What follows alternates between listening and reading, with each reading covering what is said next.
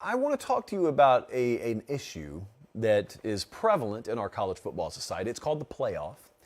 And I don't normally talk about it on the show, but it's kind of that time. So I'm going to talk about it for a couple of minutes here. The college football playoff, the field will be announced, a week from today? Less than a week now. We're counting down the hours. We're going to know who's going to Arizona, who's going down to Georgia. The semifinals, by the way, are in Atlanta and Phoenix, Glendale to be exact. Where will I be? Whomst knows. Who will be in the games? Also, whomst knows. What changed yesterday? Because there is a chaos theory that's in play here. And what do we know? This is the way I like to break this down. There are some things we know. Georgia's in. I don't even care if they lose Saturday. They're in. It's all about seeding.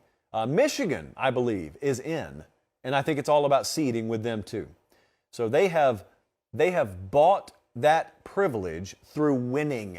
I got some of you coming at me saying, well, how is a 12-team playoff going to water down the regular season? Look at this. These conference title games are already meaningless. Georgia and Michigan will make it in even if they lose. Yes, friend. They have that privilege because of how good they were during the regular season.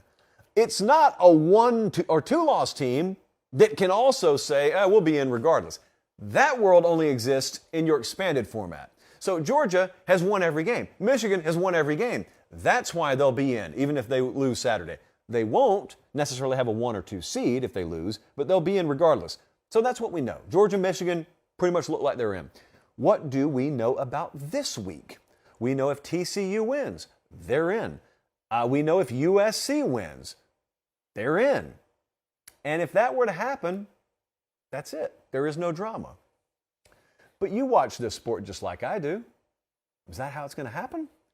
Is Kansas State rolling over? Is Utah rolling over? I don't know. The lines on these games are TCU minus 2.5 against Kansas State in one game and USC minus 3 against Utah in that other game.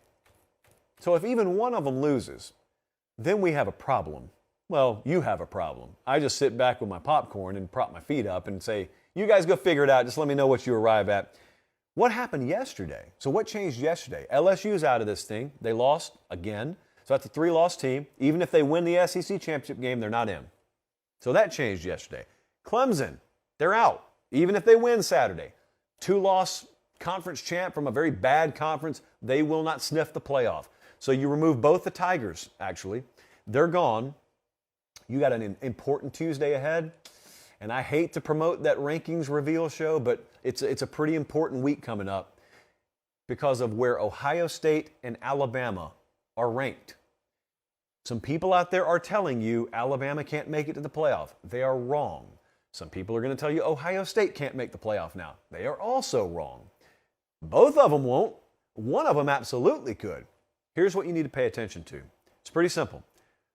Who's ranked above who on Tuesday? Because unlike some of these other teams that still have conference championship games to play, Bama's done and Ohio State's done. So what I'm telling you that for is wherever that committee ranks them this week, theoretically it shouldn't change. If Bama's behind Ohio State, there's nothing that could happen that would lead to them jumping them, and vice versa. So that leads to the chaos scenario. And the chaos scenario is pretty simple.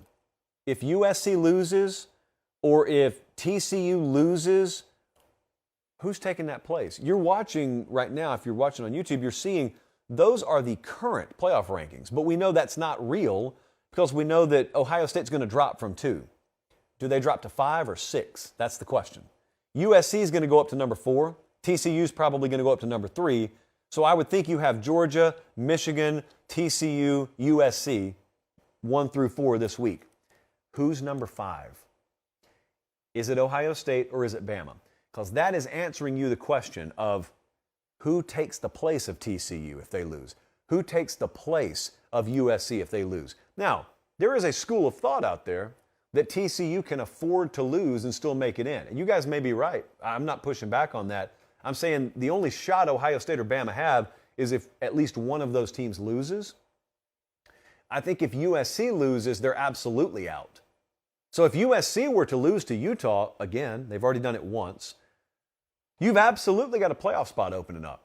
and you've got a very, very toxic, very gross, zero-win situation, Bama versus Ohio State debate that will unfold nationally for the world to see. And you will have expansionists, ironically, explaining to you why one or the other doesn't deserve to be in the playoff, all the while they're supporting the only playoff structure that would guarantee they both still make the playoff. So that's always fun, and please don't count on that waking anyone up to the ignorance of said argument, because it's not going to. But I will weigh in. Like, if you had me on the committee and you had me choosing between Ohio State and Bama, I'm going Bama. After yesterday, I'm going Bama. There are multiple big lies in this sport. I talk to you about them all the time. And please, before you school me on this, that is a flawed team. That Bama team is as flawed as any team we've seen in a while. Ohio State's a flawed team, as we saw yesterday. Got news for you. Everybody else is too. So save that argument for me. I'm just telling you, if you do resume A versus resume B, there are some big lies involved. The first big lie is a win is a win and a loss is a loss. That's not true. Like, to me, Ohio State getting boat raced at home yesterday in their biggest game of the year is worse than Bama losing 2 games by a combined 4 points. That's how I feel about that. The other big lie is you are what your record says you are. And again, I disagree with that only because everybody doesn't play the same schedule. So, like, I don't know what Ohio State would have done going on the road the same times and same places that Bama did. I don't know that. I think it would have been a whole heck of a lot more difficult for them than Bama. Conversely, I think Bama would have handled Northwestern and Rutgers quite comfortably. What I have to go on is the resume. That's what I have to go on, okay? So I'm not going to be upset or shed a tear for either one of them if they get left out, because truth be told, I don't think you have 4 playoff-worthy teams this year. But since you got to put 4 of them in there, and it's going to come down to that, if it does come down to that, I'd lean Bama. That's just my personal opinion on that. The other thing I think that happens sometimes with Alabama, because they've been in the playoff like virtually every year, is when I mentioned this last night, I had some people say, no way they get in. Well, first off, that's categorically false. Yes, there is a way they get in, so stop. The second thing people do is, unlike any other team in this thing, people tend to judge Alabama against past Alabama teams. So if we were doing like some fun playoff where we put the best Bama teams over the past 15 years in a playoff, no, this Bama team's not going in there.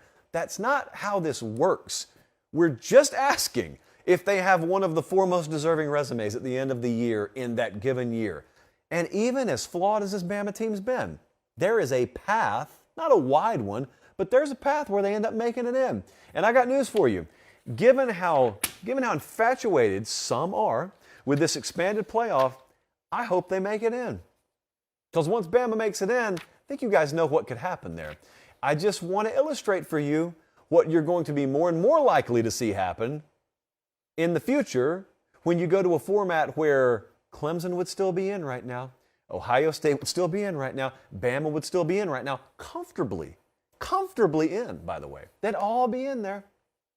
That's what you want, huh? Okay, couldn't be me. Guys, thanks for watching Late Kick. Make sure and leave a comment. I love interacting with you. But most of all, please like the video and subscribe to the channel. That's how we keep all of this free.